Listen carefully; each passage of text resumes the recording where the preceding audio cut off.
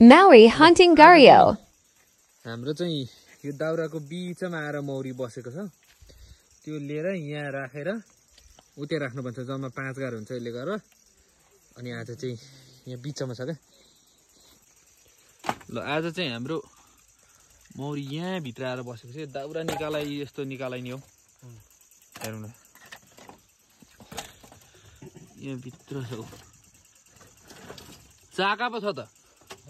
निकै ठुलो चाका छ सबै हो यससँगै तल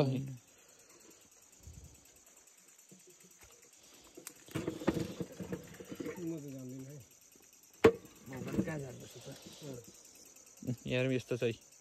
ऊ भित्र रहेछ म डल्लो लगाएको रहेछ यो अहिले आएको मौरी हुँदै होइन यसमा हाल्नुपर्ने है आज अब हामीले चाहिँ कस्तो दिमाग लगाएको छौँ भने यहाँ तलको मौरी यति सबै आएर यहाँ माथि यो डन्ठामा बस्नुपर्छ हल्का धुवा चाहिँ लगाइदिनुपर्छ धुवा ल्याउनु त म हेरौँ न कस्तो दामी लगाएको रहेछ चक्की मौरी काट्ने तरिका यो है त यो हाम्रोतिर चाहिँ यस्तरी दाउरामा पनि म पाइन्छ क्या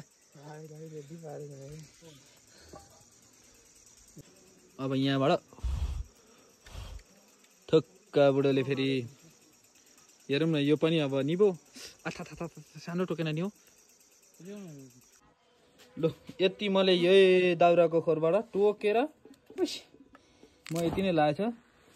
निकै राम्रो लगाएको थियो नि झरिहाल्यो नि टोकेरै